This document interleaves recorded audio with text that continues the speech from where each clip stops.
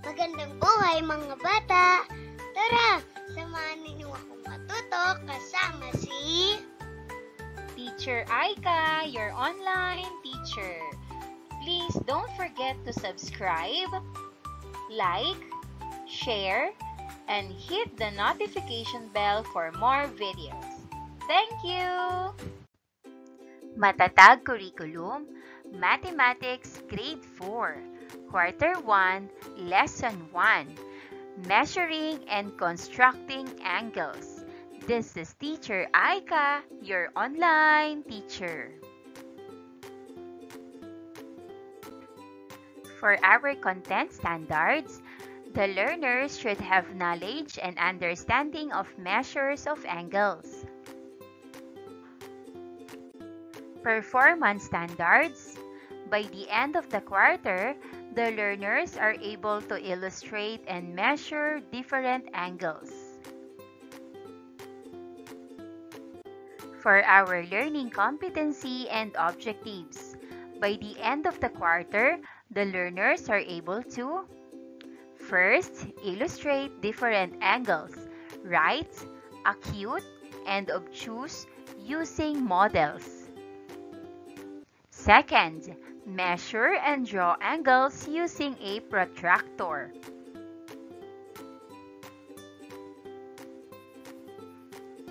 Let's have a short review before we start the lesson. Number 1. What are the kinds of angles that we discussed? The answer: right angle, acute angle, and obtuse angle. Number 2, what is the tool used to measure angles? The answer: protractor. Number 3, what is the measure of the angle below? The answer: 50 degrees.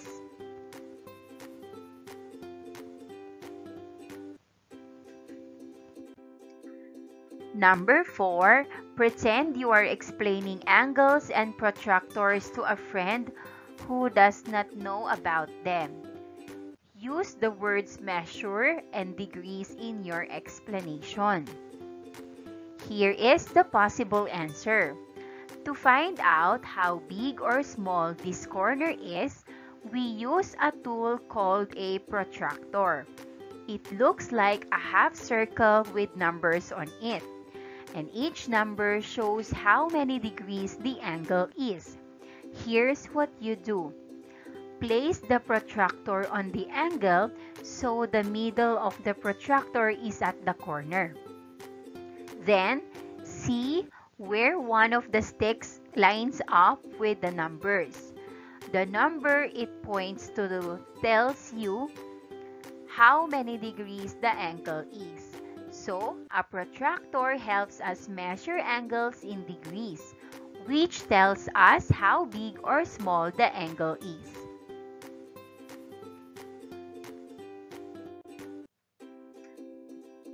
Do you know how to construct an angle using a protractor?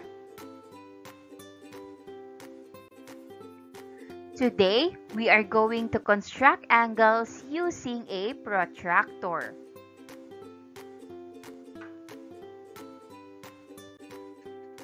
Let's unlock content vocabulary. So we use a protractor to measure and construct angles. The measure of degrees tells us how big the angle is.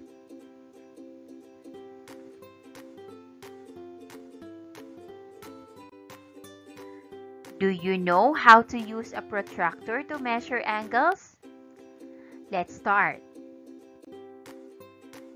This is how to measure an angle using a protractor. Draw an angle on the screen or board. Then, place the protractor center at the vertex or corner of the angle and align the protractor's baseline with one side of the angle or the initial side.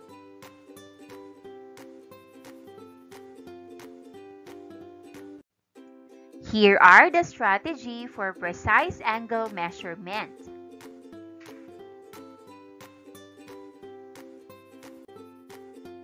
Number 1, steady protractor.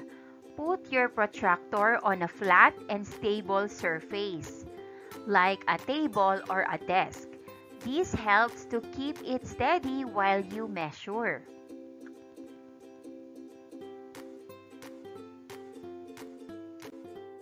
Number 2, center match. Make sure the middle dot of the protractor, or that's the center, fits right on the corner point of the angle. This is really important for getting the right measurement. Number 3, side line up. One side of the angle should be placed right along the straight line at the bottom of the protractor. This is the starting point for measuring.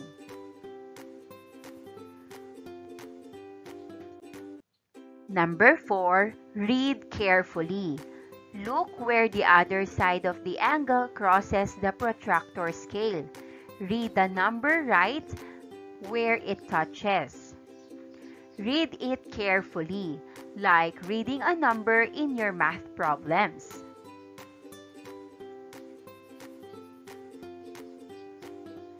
This time, let's have a work example. Directions: measure the given angle. Place the protractor's center at the vertex or corner of the angle and align the baseline of the protractor with one side of the angle or the initial side.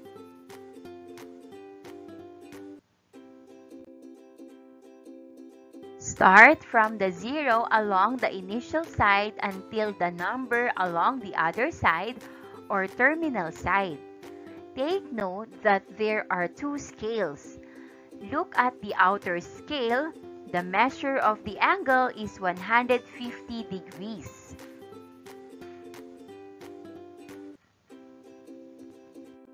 This time, let's have a lesson activity. Learning activity sheet. Lesson title or topic is about angles. Activity number 4, measuring angles. Objectives: by the end of the lesson, the students are able to measure and draw angles using a protractor. The materials needed are pen and protractor. Directions: measure each angle using a protractor. Answer these in your math notebook.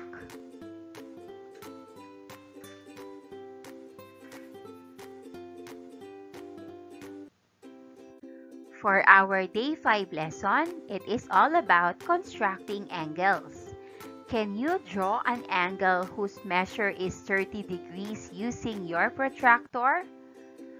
To draw a 30-degree angle, follow these steps.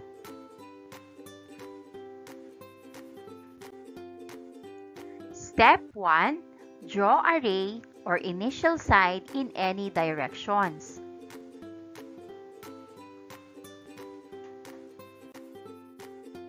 Step 2. Put the protractor on top of the ray. The center must be on top of the vertex and the baseline must be aligned with the initial side.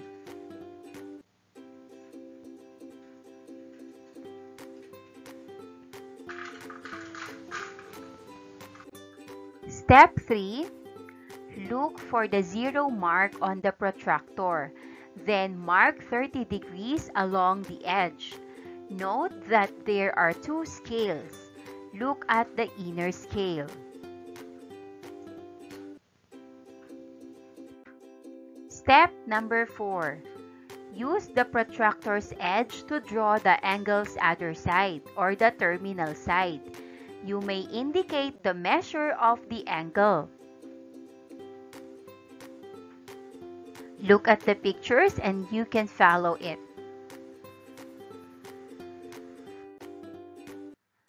Here is the work example. Directions: draw angles with the following measures. Follow the 4 steps.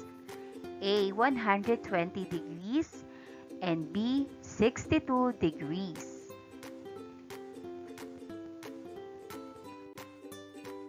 So now, take a look at the solutions.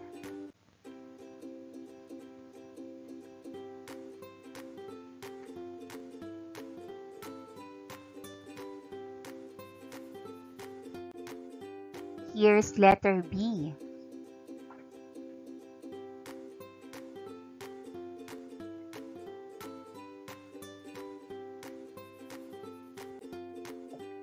Here is the learning activity sheet. The title is Constructing Angles. Objectives: by the end of the lesson, the students are able to measure and draw angles using a protractor. The materials needed are ruler and protractor. Instructions: draw an angle whose measure is 80 degrees. Letter B. Draw the following and measure the angles. Number 1. An object with an acute angle. Number 2. An object with a right angle. Number 3. An object with an obtuse angle.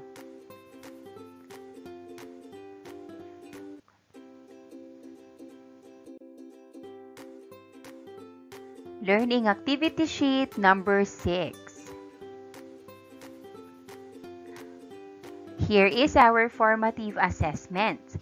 Objectives: by the end of the lesson, the students are able to: first, to illustrate different angles, right, acute, and obtuse using model.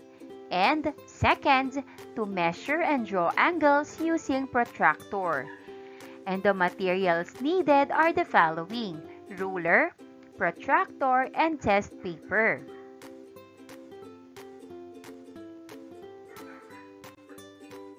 Next part is this one. Instructions: answer the following problems. Number 1, what is the vertex of the angle on the right? Number 2, name the angle shown on the right. Number 3, classify the angle shown below. And number 4, classify the angle shown in the picture below. Good luck, kids!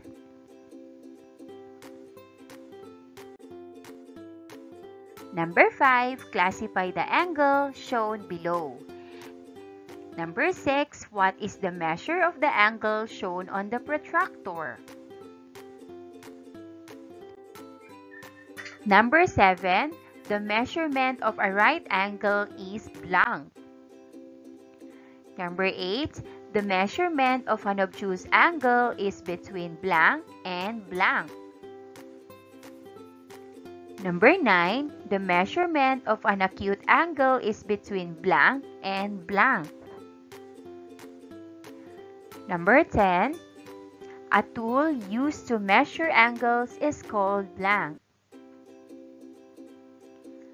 Number 11, tell the measure of each angle. Letter A, letter B, and letter C.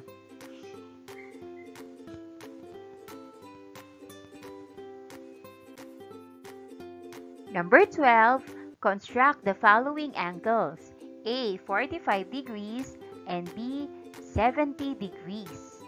Good luck, kids!